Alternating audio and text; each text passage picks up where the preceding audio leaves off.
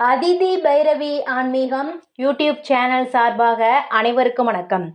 20/2/2025 இன்று தேய்பிறை அஷ்டமி.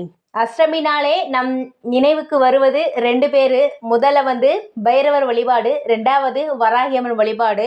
இந்த தேய்பிறை அஷ்டமியில் நம்முடைய கடன்கள் தேய்ந்து போக, நம்முடைய கஷ்டங்கள் தேய்ந்து போக வராகியம்மனையும் பைரவரையும் தாராளமாக வழிபாடு செய்யலாம். ஒரு சிறந்த வழிபாடுனே சொல்லலாம், அதிர்ஷ்டகரமான நாள்னே சொல்லலாம்.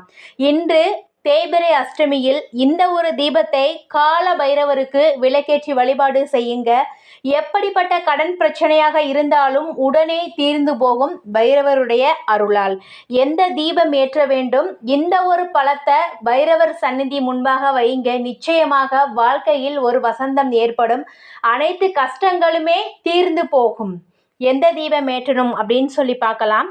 தொடர்ந்து என்னோட வீடியோ முழுமையாக பாருங்க, லைக் பண்ணுங்க, சப்ஸ்கிரைப் பண்ண மறக்காதீங்க. தேய்பிறை அஷ்டமி பைரவரை வழிபாடு செய்வதற்கு உகந்த நாள். இன்று இந்த தேய்பிறை அஷ்டமி நாளில் நம்முடைய வாழ்வில் இருக்கக்கூடிய கஷ்டங்கள் தீர்ந்து போக, வாழ்வில் இருக்கக்கூடிய கடன் இல்லாமல் நிம்மதியாக எப்படி வாழணும் அப்படின்னு சொல்லி பார்த்தீங்கன்னா, நிச்சயமாக கால பைரவருடைய பாதத்தை இறுக்கமாக நீங்கள் பிடிச்சுக்கோங்க. நிச்சயமாக அனைத்து விதமான சங்கடங்களையும் அவரே தீர்த்து வைக்கக்கூடிய ஒரு அதிசக்தி வாய்ந்த தெய்வம்னே சொல்லலாம். ஏன் அப்படின்னா, சிவபெருமானுடைய இன்னொரு ரூபம்தான் இந்த கால பைரவர். தேய்பிறை அஷ்டமியில் நம்முடைய கடன் பிரச்சனைகள் தீர்வதற்கு எந்த முறையில் வழிபாடு செய்யலாம் அப்படின்னு சொல்லி பார்க்கலாம். பைரவருடைய திருப்பாதத்தில் வைக்கும் எலுமிச்சம் பழத்திற்கு அதீத சக்தி இருக்குது. இன்று தேய்பிறை அஷ்டமினால நீங்க சிவபெருமான் வழிபாடு செய்வது ரொம்ப சிறப்பு. அவருடைய ரூபமாக இருக்கக்கூடிய உங்கள் வீட்டு பக்கத்தில் காலபைரவர் கோயில் இருந்துச்சுன்னா நிச்சயமாக இன்றைய தினம் போயிட்டு வாங்க. சனி பகவானின் குருவாக இருக்கிறதுனால சனி தோஷம் இருப்பவர்களும் இந்த தேய்பிறை அஷ்டமியில் நீங்கள் வழிபாடு செய்கிறதுனால சனி பகவானின் பாதிப்புலேருந்து குறைவதற்கு வாய்ப்பு நிறையவே இருக்குது. இப்போது ஒரு சில பேர் வாழ்க்கையில் ஏதோ ஒரு விஷயத்துக்காக கடன் வாங்கிய நிலைமை வந்திருக்கும். கடன் 1 வாங்குறது 2 வாங்குற நிலைமை, அதிகமாக வாழ்க்கையில் கடன் வாங்கி ரொம்ப கஷ்டத்தில் இருப்பாங்க. அப்படி உள்ளவங்களும் 7.5 சனி, அஷ்டம சனி, அர்த்தாஷ்டம சனி, கண்டச்சனி அப்படின்னு சனியோட வகைகள் இருக்குது. இந்த தோஷங்கள்லேருந்து விடுபடுறதற்கு நாம் என்ன பண்ணணும் அப்படின்னா, குறைவதற்கு இந்த சனி பகவானுடைய பாதிப்பிலிருந்து குறைவதற்கு அவருடைய குருவாக விளங்கக்கூடிய கால பைரவரை இன்று நீங்கள் வழிபாடு செய்யுங்க. கோயிலுக்கு போய் நீங்கள் அவரை வணங்கி பாருங்க, நிச்சயமாக உங்களுடைய துன்பங்கள் குறையும். இப்போ சிவன் ரூபத்தில் இருக்கும் பைரவருக்கு மிகவும் பிடித்தமான நைவேத்தியம் தயிர் சாதம். தயிர் சாதத்தை நைவேத்தியமாக செஞ்சு கோயிலுக்கு கொண்டு போய் அங்கே கால பைரவருக்கு படைங்க.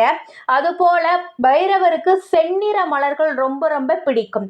செவ்வரளி, செம்பருத்தி, சிவப்பு நிறத்தில் இருக்கும் மலர்கள், ரோஜா, இந்த மாதிரி நீங்கள் பூக்களால் அர்ச்சனை செஞ்சு வந்தீங்கன்னா பலவிதமான தோஷங்கள்ல நீங்கி அதிர்ஷ்டகரமான யோகங்கள் நிச்சயமாக வாழ்க்கையில் ஏற்படும்.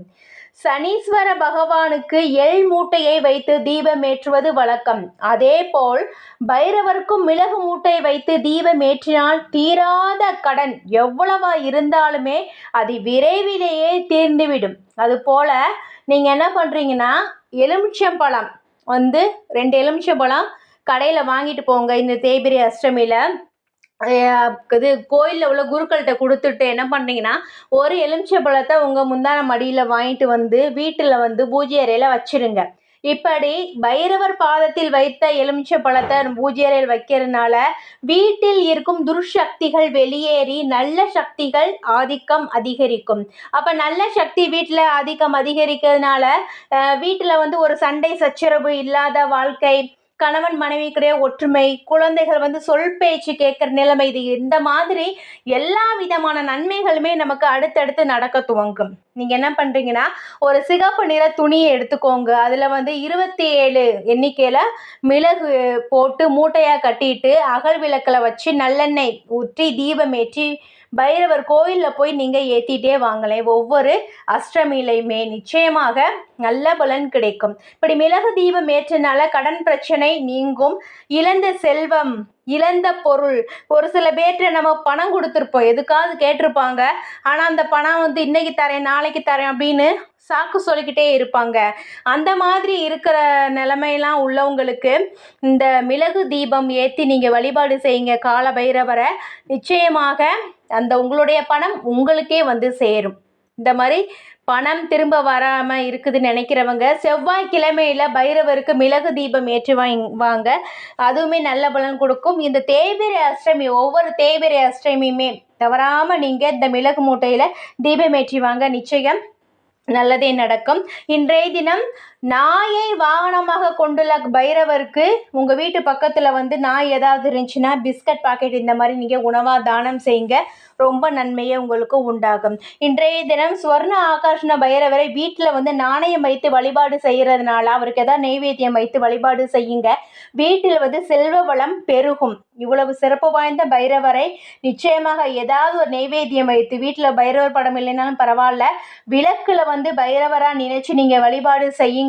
வீட்டில் நன்மைகள் பலவும் பெருகி கொண்டே இருக்கும். சொர்ண ஆகர்ஷண பைரவர் வழிபாடு செய்யறதுனால செல்வ செழிப்பு மேலோங்கி நாம் வளர முடியும். நன்றி.